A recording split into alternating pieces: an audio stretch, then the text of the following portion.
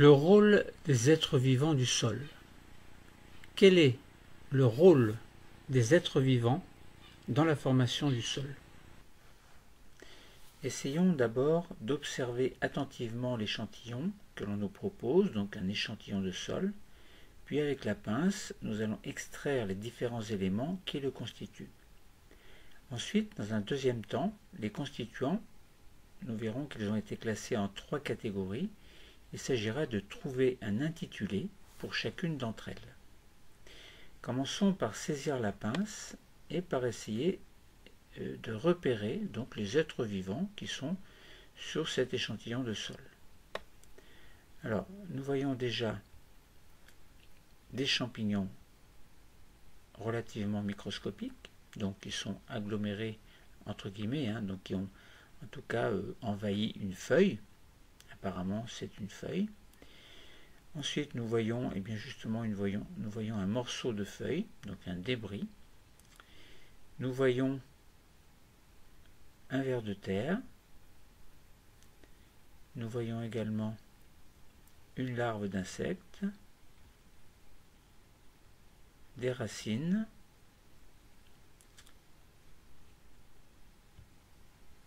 une coquille d'escargot vide, un caillou, une roche, un minéral, donc un caillou on va dire, des petits grains de sable, de l'eau. Donc en cherchant bien, nous voyons également un morceau d'écorce, un gland, donc un gland de l'automne dernier sans doute. Ensuite, que voyons-nous? Nous voyons une brindille. Et voilà, nous avons fait globalement le tour de ce que nous pouvions observer sur cet échantillon de sol. Donc maintenant, nous allons essayer de classer en 3 catégories. Eh bien, première catégorie, c'est, nous voyons donc un morceau de feuille, une brindille, des racines, un gland, une coquille d'escargot, un morceau d'écorce. Donc nous voyons que sur cet échantillon de sol, il y a des débris d'êtres vivants. Donc je vais écrire débris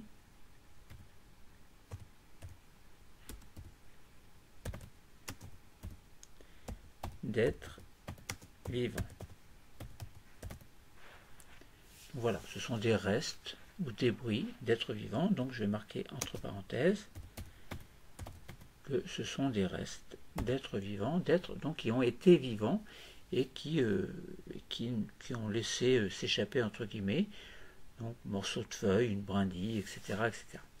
Ensuite, nous voyons un caillou, du sable et de l'eau. Eh bien, ce sont des matières plutôt minérales, des matières qui ne font pas partie du vivant. Donc on va dire matière minérale, matière minérale, voilà. Donc un caillou, du sable et puis de l'eau fait également partie de la matière minérale, très important. L'eau qui va être absorbée par les racines. Et dans une troisième rangée, une dernière rangée en tout cas, nous voyons bien 3 êtres vivants, donc des champignons qui ont envahi une feuille, champignons blancs, une larve d'insecte et un ver de terre. Donc nous allons dire que ce sont des êtres vivants. Donc j'écris être vivant. Voilà. Voilà. Donc nous avons fait le tour des constituants d'un sol. Nous avons commencé par observer ce sol, puis nous avons vu qu'il y avait des débris ou restes d'êtres vivants, de la matière minérale et des êtres vivants. Alors on ne parle pas là des êtres vivants qui sont par exemple des herbivores comme les vaches, etc. Là on parle vraiment dans le sol. Il faut bien distinguer ce qui est sous-sol et sol. Le sous-sol, c'est ce qui contient plutôt la roche, donc la roche-mère. Et à partir de cette roche-mère, donc il y a une dégradation qui va tout doucement avec le temps, qui va donc former ce que l'on appelle le sol, sur lequel on va pouvoir mettre des cultures par exemple, ou faire paître des vaches, etc. Donc la fertilité d'un sol, en fait, c'est la capacité à permettre la production d'une certaine biomasse. Alors la biomasse, ça peut être par exemple une vache qui va manger de l'herbe.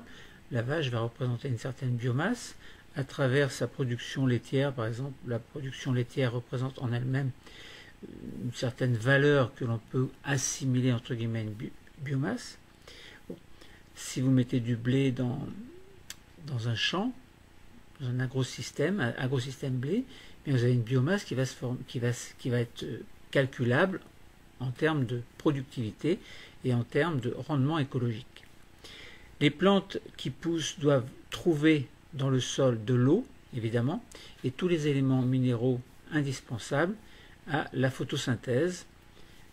Donc il va se faire, elle, au niveau des feuilles, donc toutes les parties qui sont vertes donc, assurent la photosynthèse, à condition qu'il y ait de la lumière, qu'il y ait du dioxyde de carbone, et que, à travers les racines, il puisse y avoir un flux de sels minéraux, d'eau également, qui circulent.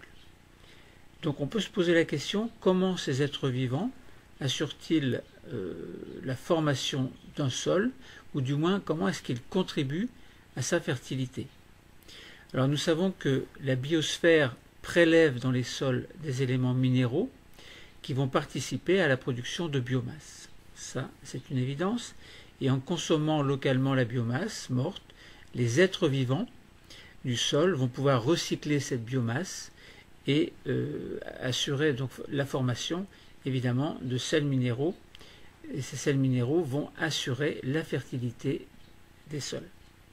Donc lorsque vous imaginez par exemple de l'herbe, donc c'est de la matière organique, hein, puisque à partir de la photosynthèse, la plante fabrique sa propre matière organique.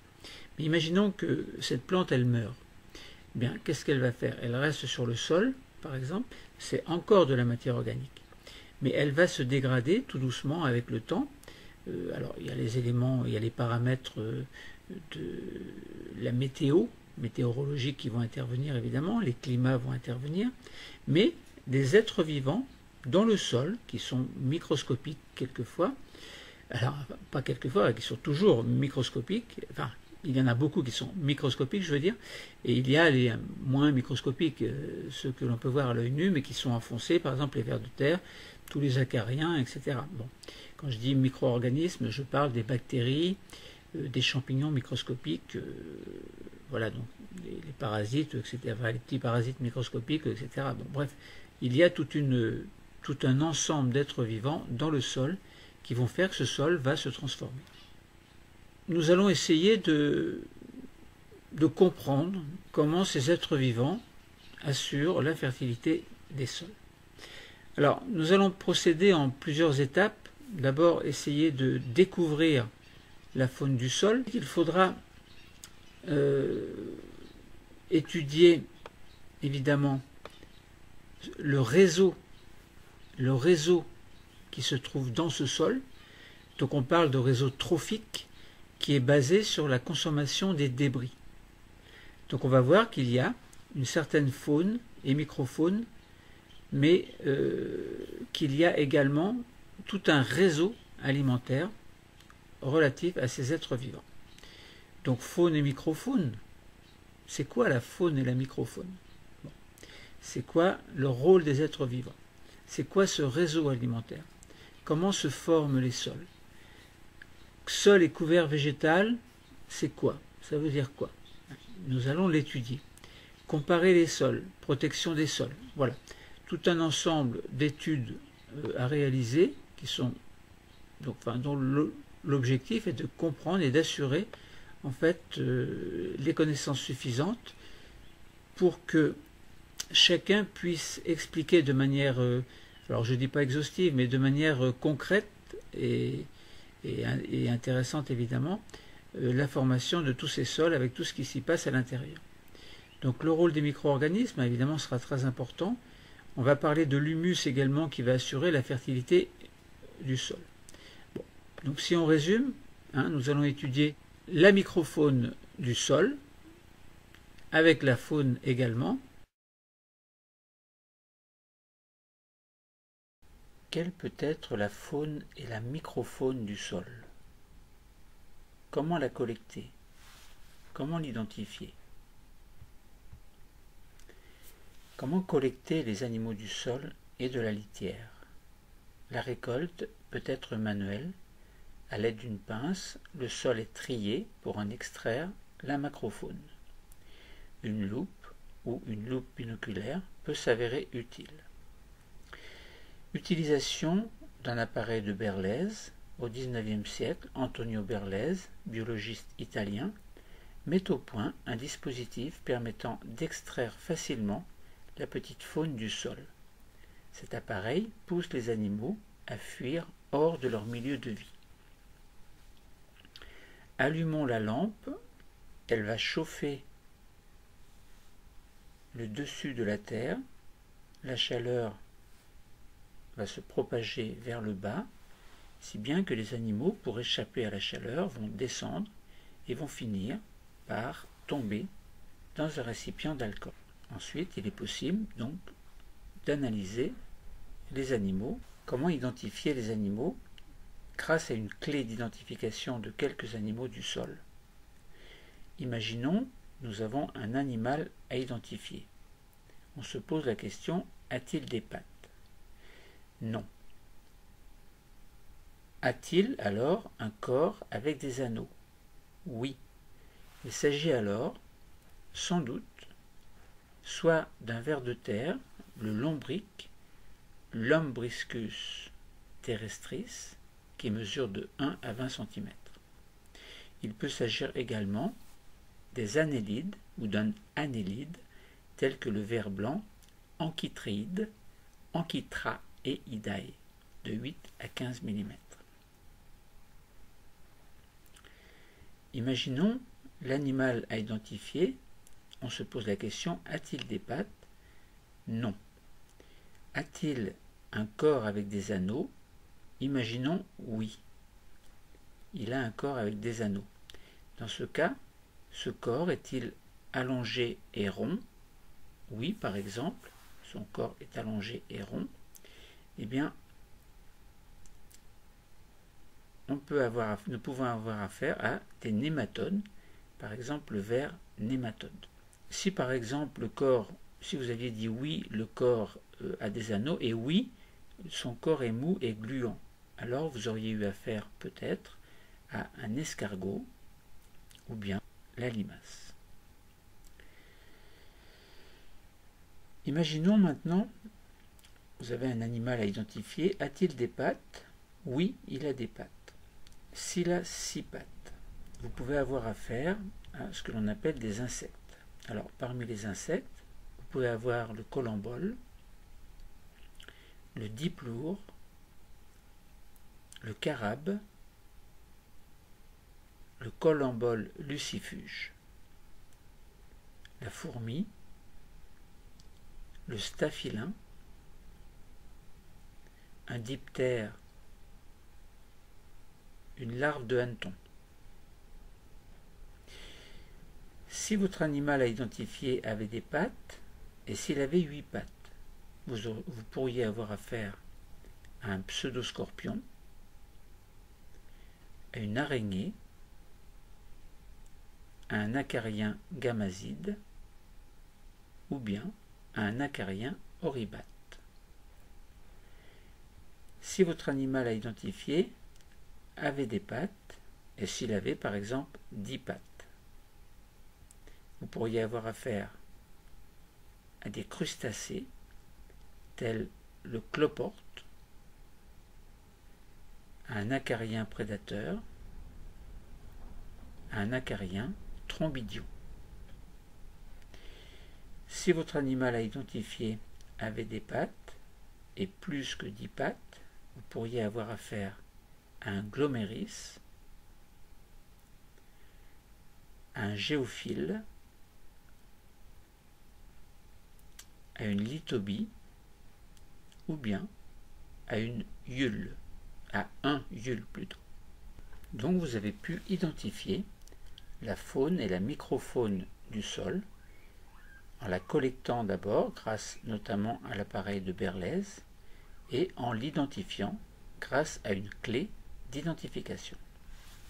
Ensuite, le rôle des êtres vivants. Quel est le rôle des êtres vivants du sol? Le rôle des lombrics. 12 lombrics ont été placés pendant un mois dans un vivarium contenant des couches successives de sable et de sol forestier.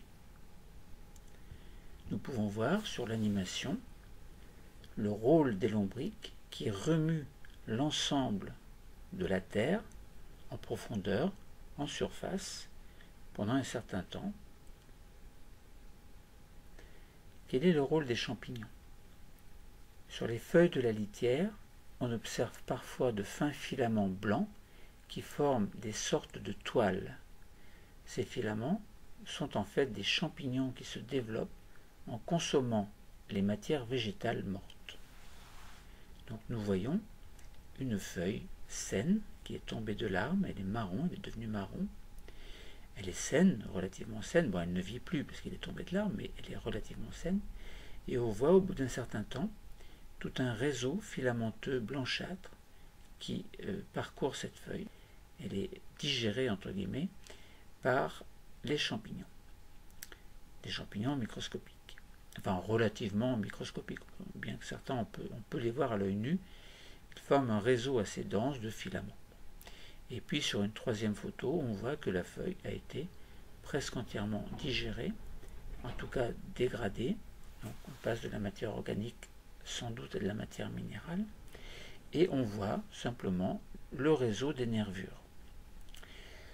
Alors nous voyons que dans l'animation correspondant au rôle des lombrics, correspondant à ce que l'on essayait de comprendre par rapport aux lombrics, c'est-à-dire le rôle des lombrics, eh bien, il a remué la terre. Ces lombrics ont remué la terre, il y en avait 12.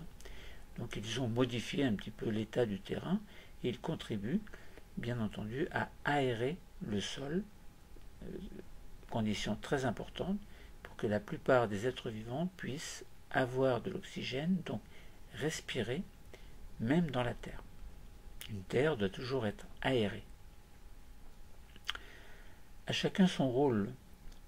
Donc nous avons un tableau dans lequel nous avons les êtres vivants, la quantité de ces êtres vivants et leur rôle. Comme êtres vivants, nous pouvons avoir une macrofaune avec des lombrics, des araignées, des myriapodes, etc. La quantité, c'est de 10 à 1000 par mètre carré. Et le rôle de cette macrofaune lombrique, araignée, myriapode est d'aérer le sol et de brasser de la matière organique avec la matière minérale. Nous voyons également qu'il y a une microfaune constituée par des colamboles, des acariens, des nématodes, etc. Il y en a de 20 000 à 500 000 par mètre carré et leur rôle à cette microfaune, donc colambole, acarien, nématode, est la fragmentation des débris végétaux. Comme êtres vivants, nous pouvons avoir des champignons microscopiques. Alors il peut y en avoir de 10 000 à 4 millions par gramme de sol. Et leur rôle, ces champignons microscopiques, est de dégrader la matière organique végétale en divers composés de l'humus. Alors on rappelle que l'humus, c'est une matière qui est plus ou moins noire, qui correspond au composé final de la dégradation de la matière organique si l'on prend son état extrême. Mais entre la décomposition des végétaux qui viennent juste de mourir, entre guillemets, et puis la formation de la matière minérale, eh bien on a la matière organique qui est encore présente et qui va se trouver dégradée petit à petit avec le temps. Donc on peut avoir différentes catégories, différents états de l'humus selon l'état de décomposition. Les êtres vivants peuvent être également ce que l'on appelle des bactéries. Alors des bactéries, il peut y en avoir de 10 000 à beaucoup plus que 4 milliards par gramme de sol. Et le rôle de ces bactéries, qui sont entre parenthèses mots compliqués, que l'on appelle des prokaryotes, leur rôle c'est la décomposition de la matière organique en matière minérale. Donc vous voyez qu'il y a à chacun son rôle, il y a la macrofaune qui favorise le travail de la microfaune, et la microfaune elle-même, en parallèle à l'action des champignons microscopiques, favorise le travail des bactéries. Donc on a, à partir d'une matière organique morte, qui va constituer plus ou moins de la litière, formation d'un humus dont la qualité va dépendre de son état de décomposition, l'état extrême étant la minéralisation complète.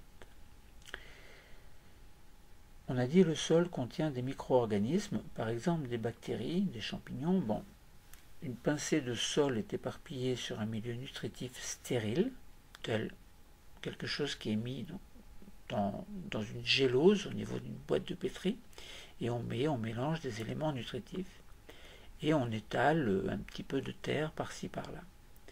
Donc la culture peut être prise au bout d'une mise à la chaleur de 3 jours à peu près, et on s'aperçoit qu'il y a en fait des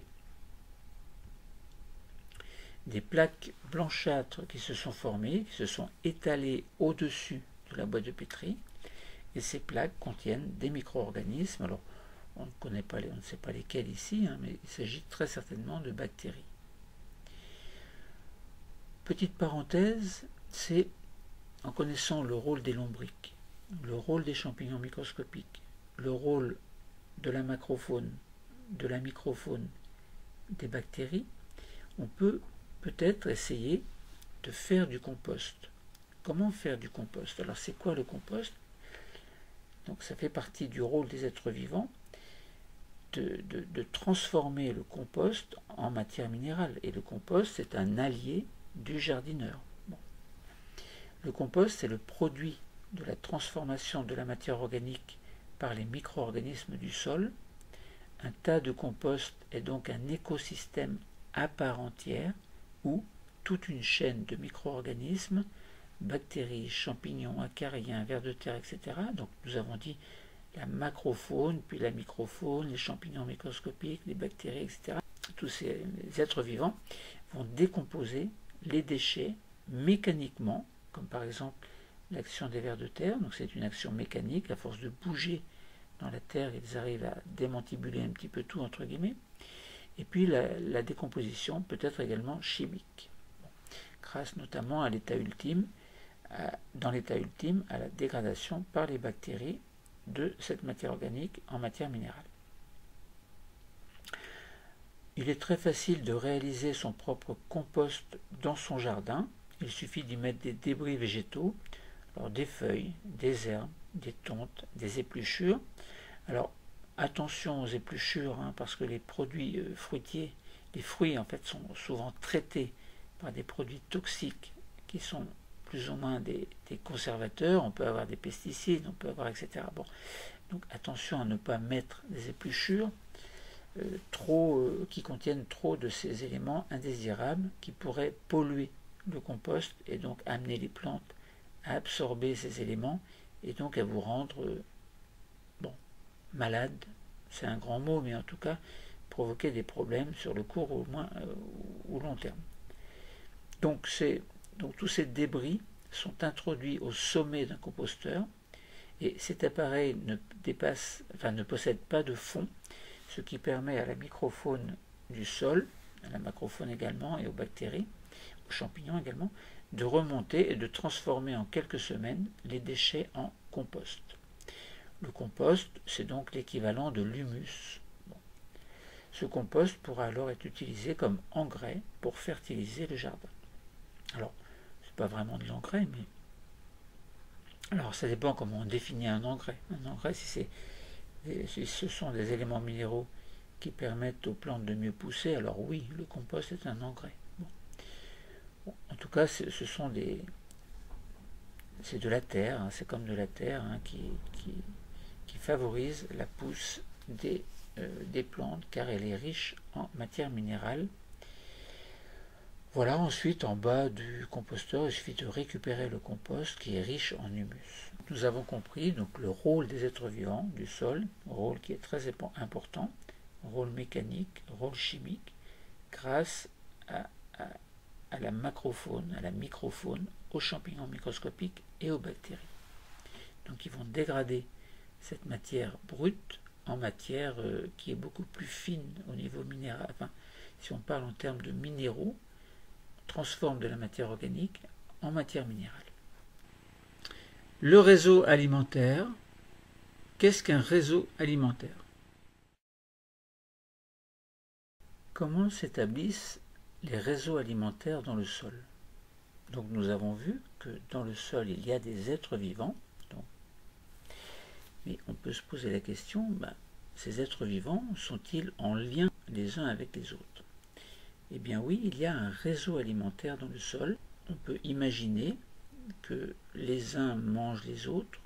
On peut imaginer que certains vont manger plutôt ce qui est côté végétal. Donc comme dans la macrofaune par exemple, si vous avez un herbivore, vous avez très certainement pas très loin des carnivores qui vont manger les herbivores, mais les herbivores vont manger tout ce qui est végétal. Bon. Et vous avez donc les prédateurs de ces herbivores qui vont manger ces herbivores. Les prédateurs, ça peut être par exemple un loup. Bon, et puis ensuite vous avez les super prédateurs, etc. Bon. Et bien là, c'est un petit peu le même principe. On va raisonner sur une petite phrase très simple, est mangé par. Donc on a une flèche qui part de quelque chose, donc d'un être vivant, et qui va vers un autre être vivant. Et cette flèche qui pointe vers cet autre être vivant signifie est mangé par. Donc on va commencer par essayer de comprendre, à travers ce réseau alimentaire, comment ce rôle est établi. Parce qu'en fait, lorsque l'on a de la matière organique peut être à la fois végétale et animale. Alors, prenons des feuilles de la litière. Commençons par les feuilles de la litière. Donc, c'est le côté végétal. C'est ce qui, dans la pyramide alimentaire, c'est ce qui est à la base de toute vie. Ce sont les végétaux. Là, nous prenons des feuilles de litière. Ces feuilles de litière sont mangées par des acariens oribates. Je prends l'acarien oribate et je le place dans la bonne case. Ces feuilles de la litière sont également mangées par des gloméris, alors que je vais placer dans la bonne case également. Donc ça veut dire que la litière, les feuilles de la litière en tout cas sont mangées par les gloméris. Ensuite, nous allons prendre un autre être vivant, le colombole, est mangé par... Alors, je prends le colombole, il est mangé par... Enfin, pas il est mangé par, mais il mange les végétaux. Donc les végétaux sont mangés par les colomboles. Et ensuite, alors vous allez voir tout de suite qu'il y aura un petit problème. Alors ensuite, on se dit, les feuilles de la litière sont mangées par les lombrics. Alors, ensuite on nous dit que les colomboles, alors on nous dit que les pseudoscorpions mangent des colomboles, des acariens et des oribates. Donc le pseudoscorpion, nous allons le placer dans la bonne case. Alors on a dit il mange des oribates, donc des acariens oribates. Il mange des colomboles. Donc là nous voyons que les colomboles ne sont pas à la bonne place. Donc je remets le colombole dans sa case et je remplace cette case par le gloméris. Je remets le colombole à côté et là je m'aperçois que puisque le pseudoscorpion mange des colomboles et des acariens oribates, eh bien mon pseudoscorpion est mis à la bonne case, est mis dans la bonne case. Donc c'est un prédateur. Donc le acarien oribate et puis colombole sont plutôt des végétariens, tandis que le pseudoscorpion est un micro-prédateur. Alors ensuite, on a dit Donc on a dit que, on n'a pas dit, mais je vous dis que la lithobie mange des lombriques. Alors est-ce que cette lithobie est bien classée? Elle mange également des colamboles, donc la case est ici, et elle mange également des gloméris. Donc ça veut dire que nous avons bien classé les vers de terre, les acariens oribates, les colamboles et le gloméris. Il nous reste une case, c'est celle de la taupe. Bien, les vers de terre sont mangés par la taupe. Voilà, donc là nous avons tout un réseau alimentaire. Nous avons 4 entre guillemets herbivores, donc ils vont manger les feuilles de la litière. Ce sont les vers de terre, les gloméris, les colamboles et les acariens oribates. Ces végétariens, entre guillemets, ont des prédateurs, donc ça veut dire que ces prédateurs vont manger les herbivores, entre guillemets. Bon. Eh bien, on a le pseudoscorpion, donc il va manger les colamboles et les acariens oribates, et nous avons les lithobies qui vont manger les lombriques, les colamboles et les gloméris. La taupe, elle, mange un végétarien qui est le ver de terre. Alors, végétarien, hein, c'est plutôt un mot général. Hein. Bon. Parce que là, il s'agit de manger des feuilles de litière, par exemple. Voilà, hein, nous avons vu que ce réseau alimentaire dans le sol existe vraiment. Alors là, il est très simple, hein, il existe des réseaux beaucoup plus compliqués. La formation des sols. Comment la formation des sols est-elle possible? La formation des sols, on dit aussi pédogénèse, est un phénomène lent et complexe qui fait intervenir des processus physiques, chimiques et biologiques. Il est conditionné par la nature de la roche-mère, par l'activité des êtres vivants présents dans le sol et par les facteurs climatiques, par exemple la température et la pluviométrie. Alors, nous allons étudier tout à l'heure, grâce à la roche-mère qui va être transformée, l'épaisseur du sol en fonction du temps. Donc, à travers des observations, nous allons pouvoir essayer de comprendre comment se forment les sols et combien de temps il faut pour former, par exemple, 80 cm de sol. Mais d'abord, essayons de situer le sol. Où est-il exactement? La formation des sols demande de connaître, évidemment, l'endroit où se situe le sol. Donc il faut savoir situer le sol. Par rapport au sous-sol, par rapport aux végétaux et par rapport à la litière. Donc 4 mots que nous allons placer dans un affleurement, au niveau d'un affleurement. On va essayer de placer ces 4 mots-là au bon endroit. Le sol, c'est la couche superficielle qui recouvre les roches du sous-sol. Il est le lieu d'enracinement, ce sol, donc enracinement des végétaux, qui trouvent dans le sol des substances indispensables à leur développement. Le sol est souvent recouvert de feuilles mortes et de débris de végétaux qui forment la litière. Ou plutôt, nous plaçons les végétaux d'abord, nous plaçons ensuite la litière. Alors la litière, c'est en quelque sorte les végétaux, mais des végétaux qui meurent. Si vous prenez une herbe qui vit sa vie, qui fait la photosynthèse, etc., c'est un végétal. À la mort de cette herbe, eh bien, il va y avoir formation et accumulation de ce que l'on appelle la litière. Et sous la litière, il y a le sol. Et sous le sol, il y a le sous-sol. Donc dans le sous-sol, il y a la roche-mère. Au-dessus de la roche-mère, il y a du sol. Au-dessus encore, il y a la litière. Et ensuite, au-dessus encore, il y a ce que l'on appelle les végétaux. Maintenant, essayons de faire des observations. Faisons des observations. Pourquoi des observations? Eh bien, pour comprendre la formation d'un sol sur un granit, par exemple. Sur certaines coupes de sol, on peut observer la transition progressive entre le sol superficiel et la roche-mère profonde et saine. Dans le cas d'un sol reposant sur une roche-mère granitique, on peut observer différents états du granit en fonction de la profondeur. Donc nous avons un affleurement, et au niveau de cet affleurement, on voit qu'il y a des débris, des choses qui sont tombées, des petits grains comme des grains de sable, etc.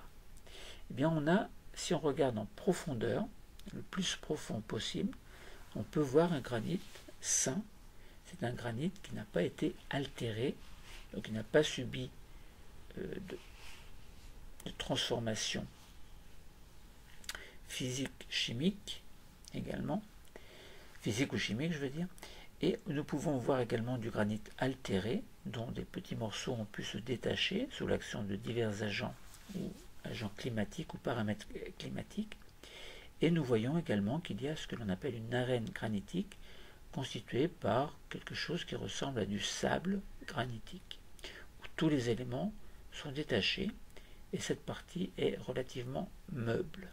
Meuble, ça veut dire qu'elle glisse entre les doigts, un petit peu comme du sable que l'on peut voir au bord des plages. Donc, pour résumer, donc on a un granit sain, un granit altéré et une arène granitique, qui est l'altération complète d'un granit sain. Bon, on pourrait essayer d'interpréter des résultats d'expérience. On prend un morceau de granit sain et un morceau de granit altéré, on les place dans un bécher ou dans un verre, si vous êtes chez vous, et on met de l'eau. L'eau, on l'agite à l'aide d'une spatule, et puis on regarde ce qui se passe. On peut expliquer la formation des sols sur une roche-mère granitique en comprenant que les éléments du granit sain vont, sous l'action de divers paramètres physiques, chimiques et biologiques, se dégrader, se transformer, se fragmenter, subir l'érosion. Bon, si bien qu'au bout d'un certain temps, on obtient quelque chose qui n'est plus compact. La roche n'est plus compacte. Elle est friable, par exemple. Et on voit très bien dans les deux béchers que, au bout après avoir bien remué, que le granit sain reste sain, il ne se passe rien, l'eau reste claire, il n'y a pas de détachement de petites particules. Tandis que là où on a remué l'eau qui contenait du granit altéré, on voit bien que on a de l'eau qui est devenue trouble, et on a également donc des particules qui se sont désagrégées encore plus. Bon, voilà pour une explication très simple de la formation des sols à partir d'observations. Maintenant, essayons de passer à un cas concret en observant un paysage calcaire, donc un affleurement calcaire. Nous voyons qu'il y a une désagrégation et une altération chimique de la roche-mère. Donc nous voyons très bien qu'il y a du blanc un petit peu partout.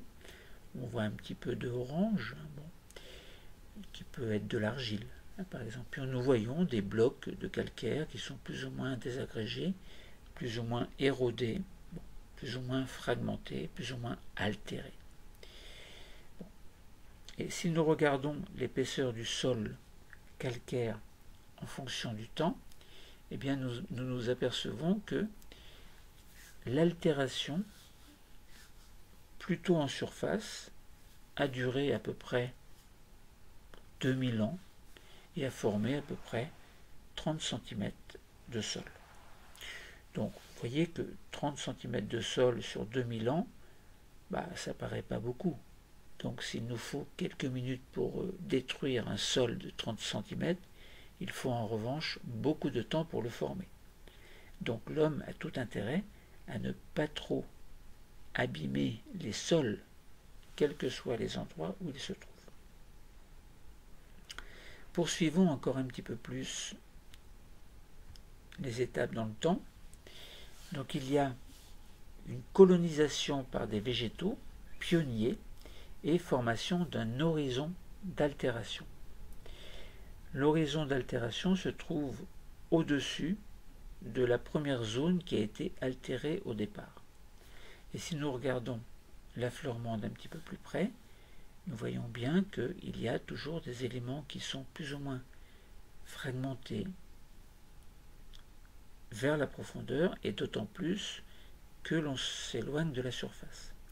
Et on voit qu'au-dessus de cet affleurement, on peut avoir un départ de végétation, on peut avoir des éléments pionniers, donc des végétaux pionniers, c'est-à-dire qui vont commencer à coloniser. Alors les racines, bien sûr, s'enfoncent et vont s'enfoncer de plus en plus loin, selon le type de végétaux, à mesure que l'altération sur les zones que l'on appelle des horizons se font. Poursuivons le temps. Alors j'ai oublié de vous dire que l'altération se poursuit et que l'épaisseur du sol augmente. On avait en 12 000 ans à peu près, on a à peu près 70 cm d'épaisseur de sol. Donc 70 cm d'épaisseur de sol pour 12 000 ans. Vous voyez, c'est énorme, le temps est énorme. Alors on a au-dessus, donc on a la couche végétale, donc on a des arbres, des feuilles, etc. Et on a des racines qui s'enfoncent d'autant plus que la couche humifère est plus importante. Tout à l'heure on a parlé de l'humus. Donc on a les végétaux, ensuite on a la litière, puis on a la couche formée par de l'humus, que l'on appelle la couche humifère, c'est l'horizon A, c'est une espèce de strate, en fait, de couche dans laquelle les racines peuvent s'enfoncer en profondeur. Et puis on a toujours bien plus profond, on a toujours la roche-mère, avec entre les deux donc une zone au niveau de laquelle la fragmentation s'est faite également. Et l'accumulation, évidemment, d'humus et de matière minérale se fait de plus en plus. Donc si nous regardons un affleurement, nous voyons bien qu'il y a une certaine épaisseur de sol, avec les végétaux au-dessus, de la litière, et puis des horizons, ensuite l'horizon A correspondant à une couche humifère, et puis la roche-mère un petit peu au-dessus. Poursuivons dans le temps pour voir un petit peu ce qui se passe. Nous arrivons à 16 000 ans et à une épaisseur de 80 cm de sol. Donc nous voyons qu'il y a toujours, comme tout à l'heure, donc il y a la litière. Alors il y a les végétaux évidemment, la litière va se former à la mort de certains végétaux. Et puis on a toujours cette couche humifère qui est l'horizon A qui se forme, et on a une couche d'accumulation que l'on appelle d'horizon B, en fait, une couche d'accumulation, donc c'est la couche horizon B. Accumulation de quoi? Eh bien de différentes choses, hein. Ça peut être de la matière plus ou moins organique qui est en état de décomposition grâce aux êtres vivants du sol. Et puis on a sous cette couche d'accumulation qui est l'horizon B, une couche minérale que l'on appelle horizon C. Donc là on voit bien que les végétaux vont pouvoir s'enfoncer de plus en plus, puisque les racines vont avoir accès à l'horizon B, par exemple couche d'accumulation, et peuvent même atteindre éventuellement la couche minérale que l'on appelle l'horizon C. Et en dessous de ces horizons, de l'horizon C en l'occurrence, on a toujours la roche-mère, hein, qui n'est pas encore dégradée, mais qui va pouvoir subir la dégradation si, par exemple, certains facteurs tels que l'accumulation d'eau et l'infiltration d'eau vers la profondeur eh bien, parvient jusqu'à cette roche-mère, en l'occurrence ici la roche calcaire, qui pourra à l'extrême former de grands réseaux que l'on appelle des réseaux karstiques. Donc voilà, nous avons compris comment se forme le sol. Il faut du temps. Il faut beaucoup de temps. 16 000 ans pour 80 cm de sol. Donc ça veut dire que l'homme a tout intérêt à protéger les sols de manière à les conserver. Pourquoi les conserver? Parce que la conservation des sols permet à la végétation de s'établir, et donc ça permet, si on regarde à plus grande échelle, ça permet de nourrir l'humanité. Sol et couvert végétal. Parlons du sol et de son couvert végétal. Au laboratoire, on réalise l'expérience que vous pouvez voir sur votre écran. Nous allons essayer d'interpréter les résultats. Alors, sans végétation, nous avons mis dans un bac de la terre. Donc c'est de la terre que l'on a recueillie, donc que l'on peut recueillir dans un jardin, dans un champ, etc. Mais cette terre n'a pas de végétaux dessus. Alors on installe un dispositif, on met un deuxième bac, on penche ce bac et on fait couler un filet d'eau en amont. En amont, c'est-à-dire vers la hauteur, puisque l'eau, lorsqu'elle coule, va aller de la hauteur vers le bas, c'est-à-dire de la hauteur vers l'aval. Autrement dit, de l'amont vers l'aval. Regardons ce qui se passe. Donc nous faisons couler de l'eau en amont, donc tout au-dessus du bac, et on s'aperçoit que l'eau ruisselle fortement, entraînant avec elle la terre, avec tous les débris évidemment qui vont avec. Donc on s'aperçoit que évidemment le bac qui recueille cette eau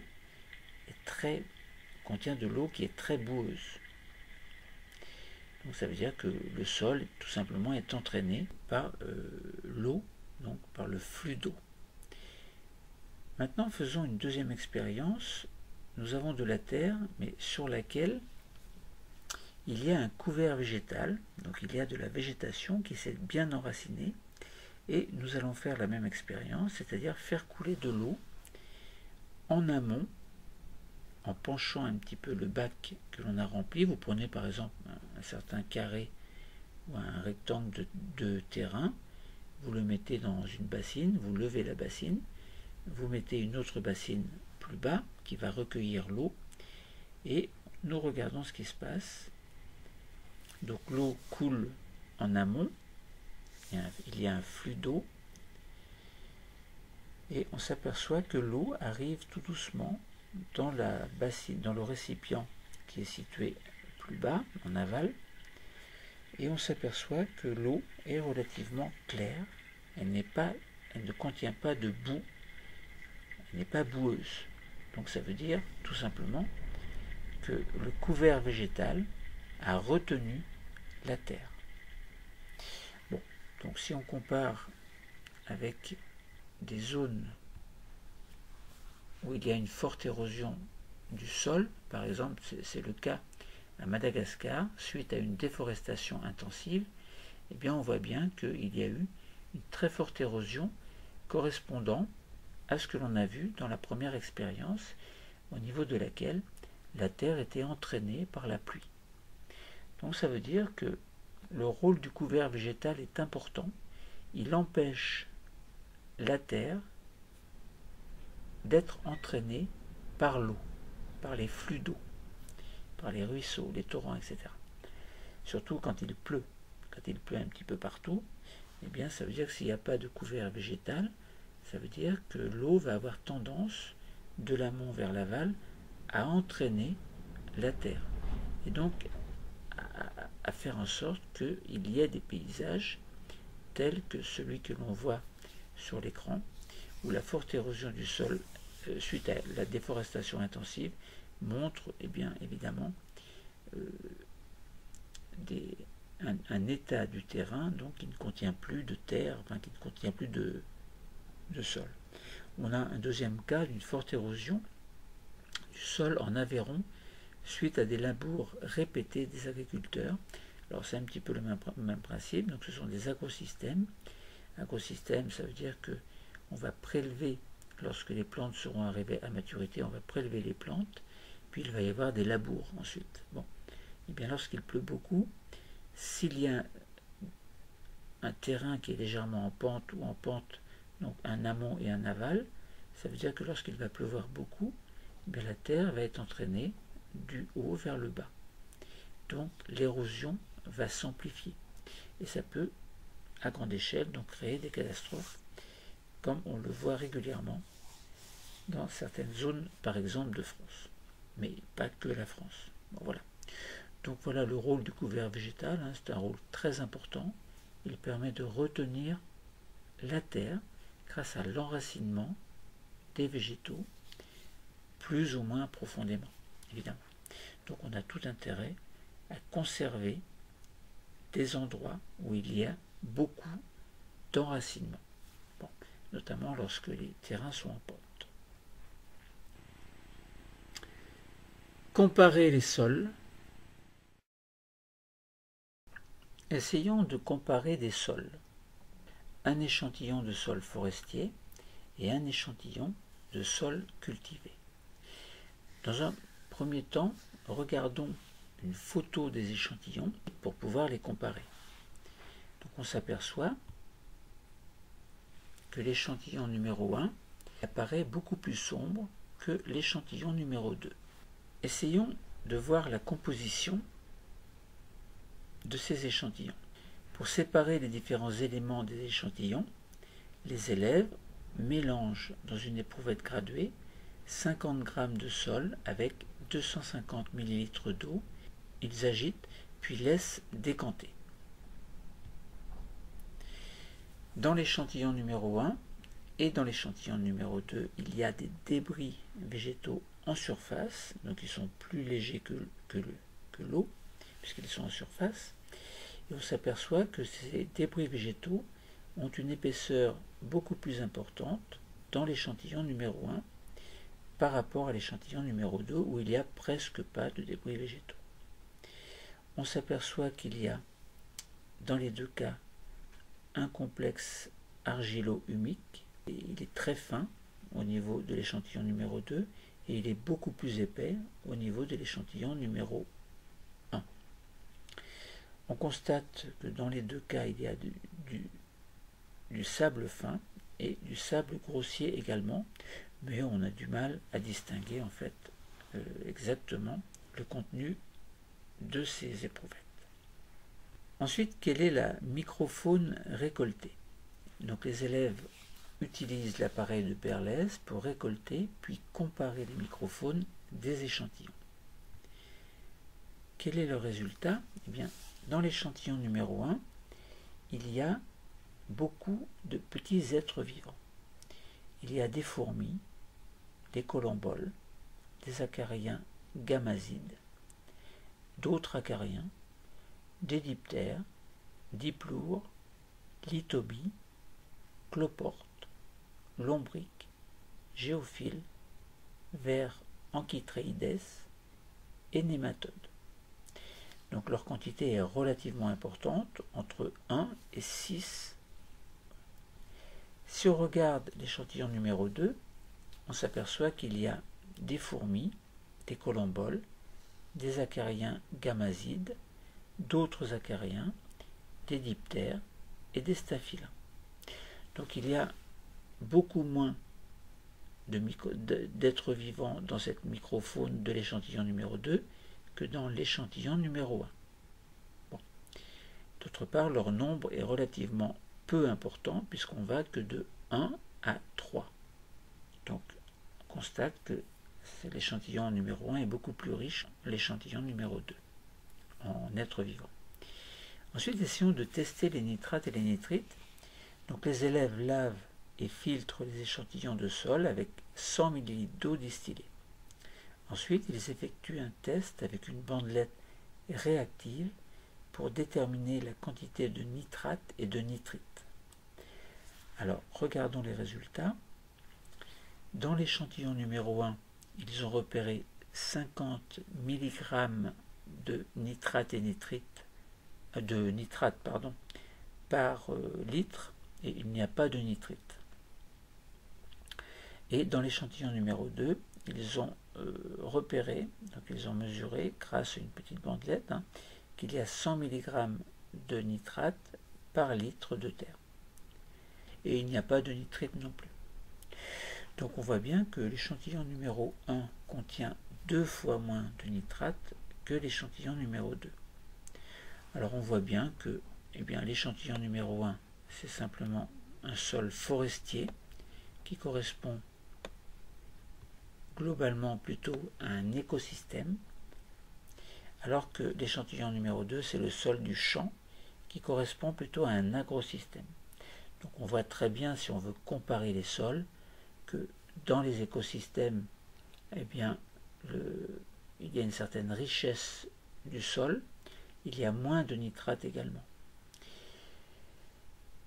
Dans l'agrosystème, il y a beaucoup moins d'êtres vivants et il y a plus de nitrates. Bon, voilà pour la comparaison des sols. Il y aurait encore bien d'autres choses à dire. Protection des sols. Essayons de donner quelques éléments correspondant à la protection des sols. Depuis des millénaires, l'homme exploite le sol sans trop se poser de questions.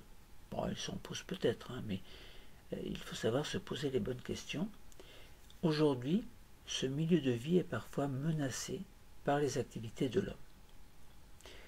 Protéger contre la pollution, c'est important. Protéger contre le piétinement, c'est également important. Le sol, c'est un écosystème complexe et fragile. Comment protéger contre la pollution? Alors, il y a de multiples cas de pollution. Prenons l'exemple de la pollution au plomb. Sur certains sites industriels, les sols sont fortement pollués par le plomb.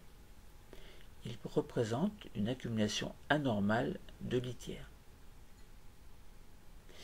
Donc s'il y a beaucoup de litière, s'il y a une accumulation anormale de litière, ça veut dire quoi? Ça veut dire que les végétaux vont peut-être moins pousser qu'ailleurs. Ou s'ils poussent, ils vont peut-être être détruits plus qu'ailleurs. Et on constate que l'activité des micro-organismes évaluée peut se rapprocher de la normale ou peut être différente de la normale, ça dépend des endroits au niveau desquels on va étudier cette pollution au plomb. Alors à certains endroits, donc, des études ont été menées pour dénombrer certains animaux de la microfaune du sol. Prenons le cas de 3 êtres vivants, les nématodes, les acariens, les collemboles. Nous allons voir leur nombre sur un site témoin qui ne sera pas pollué par le plomb et leur nombre sur un site pollué par le plomb. Alors on rappelle que la faune du sol va fragmenter les débris végétaux, facilitant ainsi l'action des micro-organismes qui vont pouvoir transformer cette matière organique végétale en matière minérale. Donc, si on regarde le nombre d'individus nématodes par centimètre cube sur un sol témoin, sur un site témoin, donc on a à peu près 1700. 1700 individus par centimètre cube. Sur le site pollué, on n'en retrouve plus que 100. Donc entre 1700 et 100, il y a une grande différence. Ça veut dire que le plomb a tendance à détruire, entre guillemets, les nématodes. Deuxième type d'êtres vivants, les acariens. On a sur le site témoin à peu près 700 individus par centimètre cube. Donc les acariens sur un site pollué sont évalués à peu près à 300. 300 contre 700, on voit bien que sur le site pollué par le plomb, il y a beaucoup moins d'acariens. Les collemboles, sur le site témoin, il y en a à peu près 200, un petit peu moins de 200, et sur le site pollué, il y en a, allez, on va dire 10, 20, 30 à peu près. Donc entre 200 et 10, 20, 30, ça veut dire que les collemboles ont été détruits également en partie par le plomb. Alors, pas forcément directement par le plomb, ça peut être indirectement. Donc, pour expliquer les effets de la pollution au plomb sur les sols contaminés, eh bien, on s'aperçoit qu'en prenant 3 exemples d'êtres vivants, eh bien, leur nombre diminue considérablement lorsque le plomb est présent. Donc ça veut dire qu'il faut protéger les sols contre les pollutions. Dans les endroits où il y a des usines, il y a de il peut y avoir des produits chimiques, des produits nocifs pour les êtres vivants du sol. Évidemment, ça peut poser de graves problèmes sur le long terme. De voir l'action du piétinement. Et est-ce qu'on peut protéger les sols contre le piétinement? Le Cap Fréhel est un des sites naturels les plus visités de la Bretagne. Malheureusement, le piétinement répété des touristes met à mal la végétation de landes et découvre le sol. Donc si on regarde des images, on voit qu'il y a une végétation qui peut être riche. Il peut y avoir des végétaux en place, qui sont des végétaux qui ont une certaine allure, qui ont une certaine beauté. Donc ça crée un paysage qui est relativement très joli. Ça crée un paysage local, particulier. Et on peut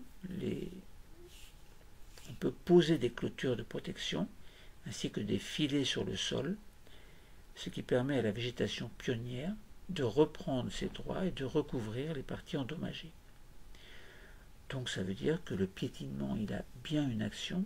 Si ce piétinement est répété, évidemment, il abîme le sol. Donc d'où l'intérêt de faire des sentiers qui sont réservés exclusivement à la marche, et puis mettre des mesures de protection des sols en dehors de ces sentiers. Bon, voilà, c'est facile à comprendre hein, que le piétinement, c'est un petit peu embêtant quand même. Bon. Nous avons découvert que la faune du sol, le sol, nous avons vu que c'est un milieu de vie dont la richesse est insoupçonnée. 1 mètre carré de sol contient plusieurs centaines de milliers d'animaux, que ce soit des vers de terre, des arthropodes, principalement, des bactéries, des parasites, des champignons microscopiques. Donc, il représente en fait 12% des êtres vivants du sol, soit une biomasse d'environ 5 tonnes par hectare. Alors, il existe un appareil que l'on appelle l'appareil de Berlez qui permet de récolter cet échantillon, hein, nous en avons parlé précédemment. Échantillon donc de microfaune du sol, microfaune, donc ce sont micro, ça veut dire microscopique évidemment, faune, ça veut dire la faune côté être vivant, côté animaux, côté en tout cas autre que tout ce qui va faire la photosynthèse, donc autre que les plantes en tout cas. Bon. Lorsque l'on parle de champignons microscopiques, est-ce qu'il se place du côté animal ou du côté végétal? Bon, évidemment, il fait partie du règne, d'un des règnes très importants à connaître. L'appareil de Berlez va permettre d'isoler les êtres vivants que l'on va ensuite pouvoir observer à la loupe binoculaire par exemple, éventuellement au microscope. Hein.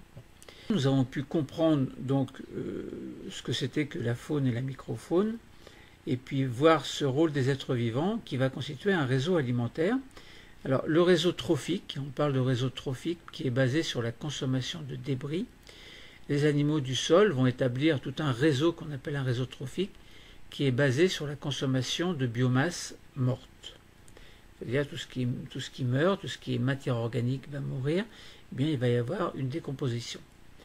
Donc ces êtres vivants, que l'on dit détritivores, vont fragmenter et digérer partiellement tous les débris végétaux.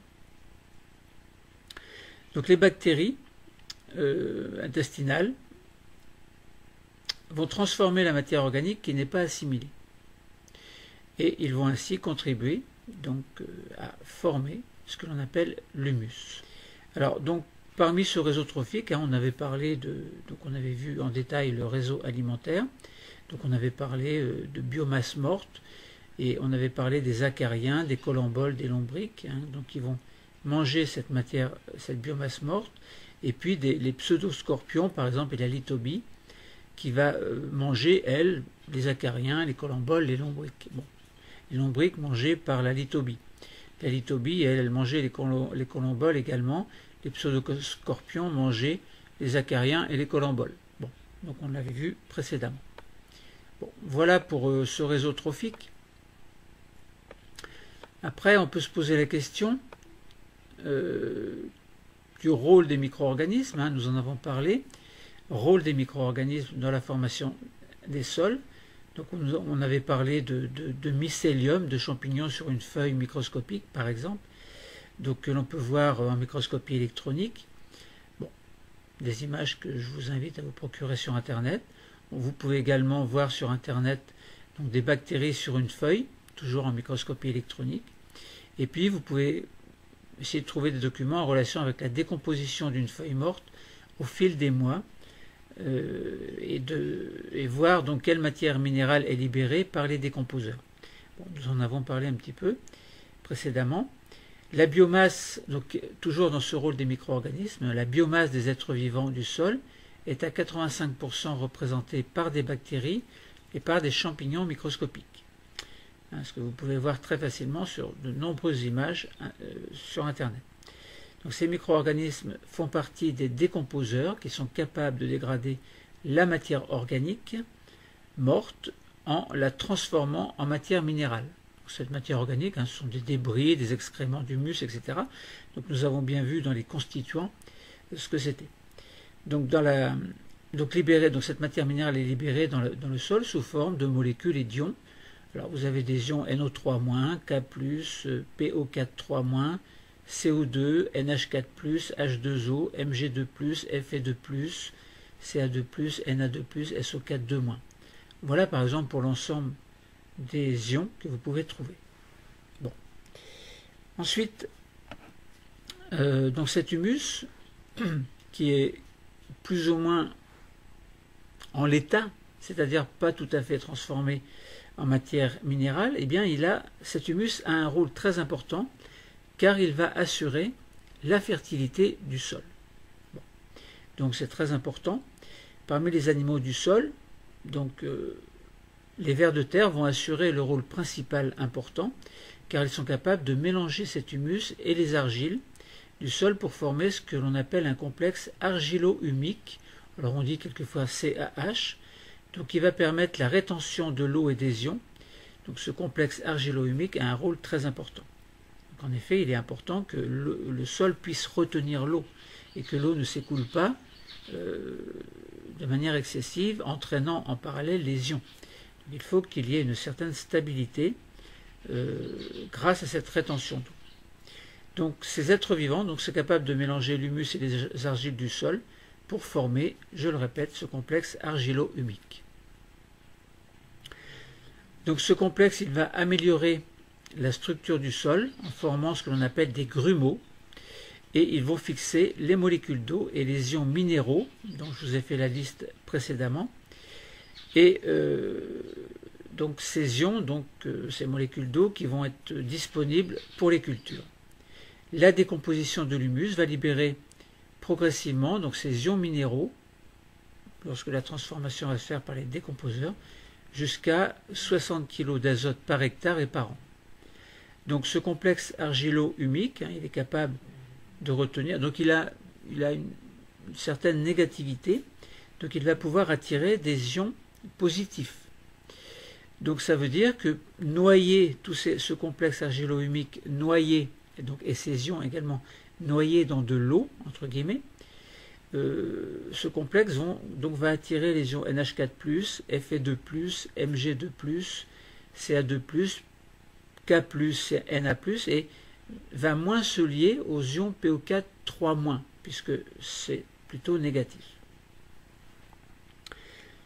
Donc là, voilà, pour comprendre le rôle des êtres vivants dans la fertilité du sol, on a bien identifié certains êtres vivants du sol et on a pu compléter donc ce réseau trophique et puis voir qu'à partir des plantes cultivées, voir qu'à partir du sol en tout cas, lors de la transformation du sol, de l'humus en tout cas en matière minérale, eh bien il y a eu ce complexe argilo-humique fabriqué et les décomposeurs et les éléments minéraux ont pu avoir donc leur rôle très important à l'intérieur de ce sol pour permettre une certaine rétention d'eau et puis permettre une certaine organisation des ions autour de ce complexe argilo-humique. Donc il existe bien entendu un recyclage de la matière qui favorise la fertilité du sol. Bon. Donc là, concernant le rôle des êtres vivants du sol, on a vu que on a vu qu'il y avait toute une richesse de la biodiversité et on a pu montrer le rôle essentiel des êtres vivants dans la formation de l'humus avec ce fameux complexe argilo-humique. Donc c'est un élément fondamental de la fertilité du sol et donc évidemment de la croissance possible et optimale lorsque l'agriculteur par exemple est capable de contrôler, d'optimiser ses cultures, donc la croissance devient optimale. Donc toutes ces notions sont importantes à comprendre et il faut penser qu'un agrosystème est une gestion. En fait, il y a une certaine gestion, une gestion durable des agrosystèmes. Il ne faut pas que l'état du sol se tarisse d'année en année. Il faut qu'il y ait un certain renouvellement de cette richesse au niveau du sol. Donc, vous avez étudié, on a étudié ensemble l'utilisation de l'appareil de Berlez qui permet de recueillir et d'observer à la loupe binoculaire la faune du sol. Donc, et puis on peut compléter les observations donc, par une observation à la loupe binoculaire, observation au microscope éventuellement. On trouvait des images intéressantes sur Internet. Il y a un flux très très important chaque jour de données. Bon, l'évaluation de la biomasse de cette faune a été comprise également. On pourra comparer ces valeurs avec la valeur de la biomasse des micro-organismes proposée dans divers documents. Alors, la somme des valeurs proposées donne un total de 97% de la biomasse totale du sol.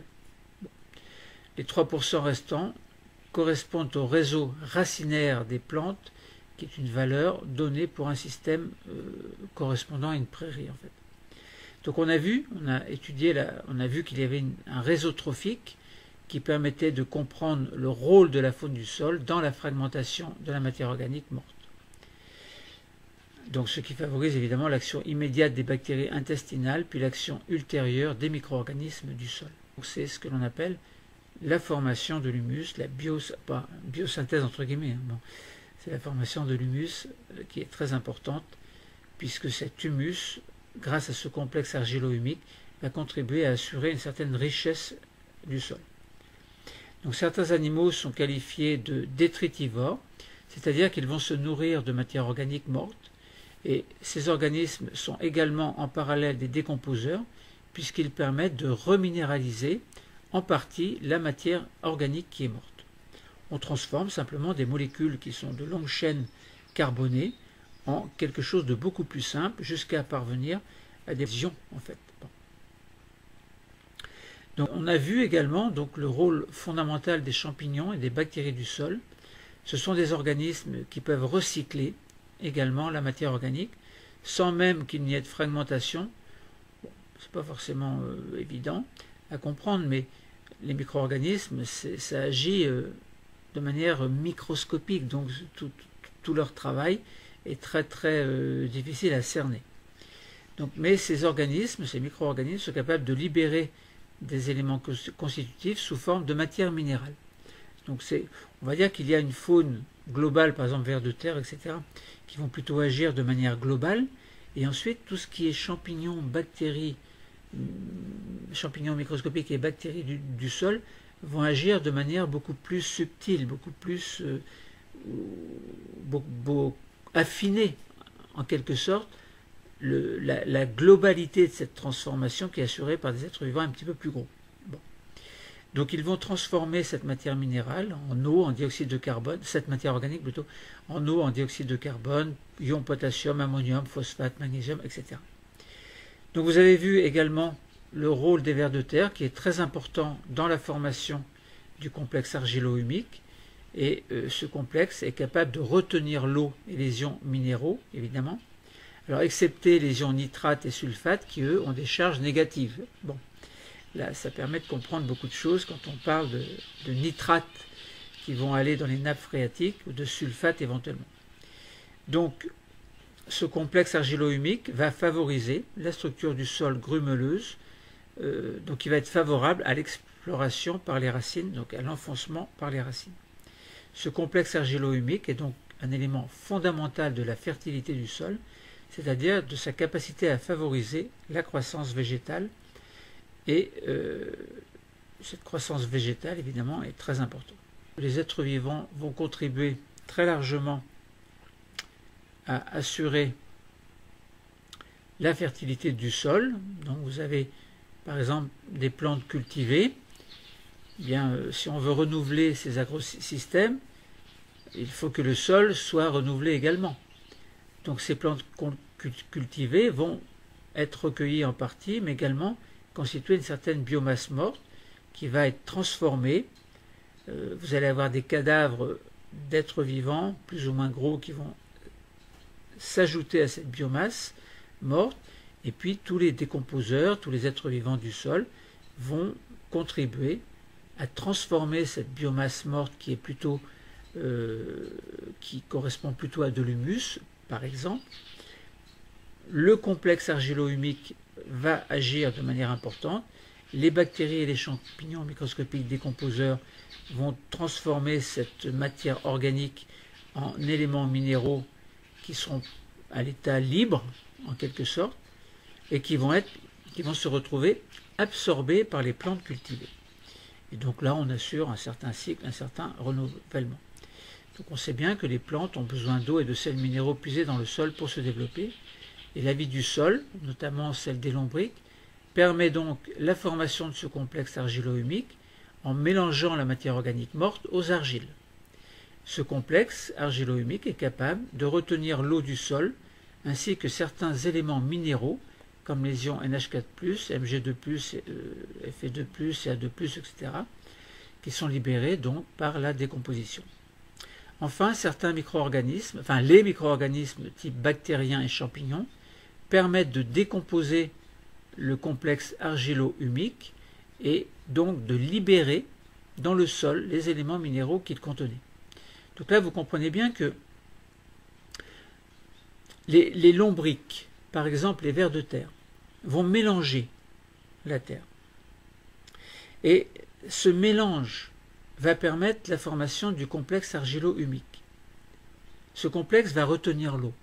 Il va retenir certains éléments minéraux également, tous les éléments minéraux positifs, en excluant les éléments minéraux négatifs.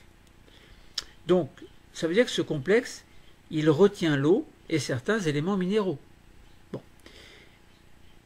qui vont être libérés par décomposition. Les micro-organismes, qui vont être libérés par décomposition, comment?